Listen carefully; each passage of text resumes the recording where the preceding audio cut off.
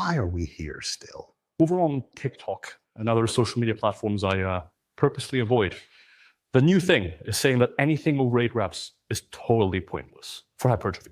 How many studies have illustrated that a variety of rep ranges are roughly equivalent hypertrophy? Dozens. None?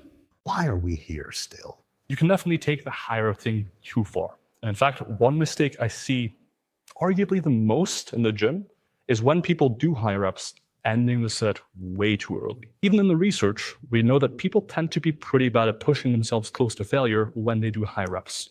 So we actually conducted the most recent meta-analysis, including all the studies on the topic, looking at how accurate people's predictions are of how close to failure they are. Mid-set, or at some point throughout the set, we asked them, hey, how many more reps can you do? They give us their prediction, and then they actually push it to failure. Below 12 reps, people are pretty good. With high reps, because it's light enough, they can kind of just throw it around for most of the time.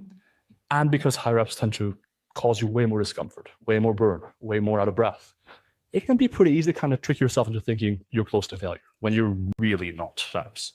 And at that point, if you're 5 to 7 reps off from failure, your growth is going to be heavily compromised. We have to learn to differentiate between the deep, searing, kind of stopping friction feeling in your muscle and the overall discomfort, psychological discomfort, cardiovascular, blah. You got to know, like, I'm breathing heavy. That doesn't mean the set's over. When your quads start doing this, the set's pretty close to over because it's actually in the muscle.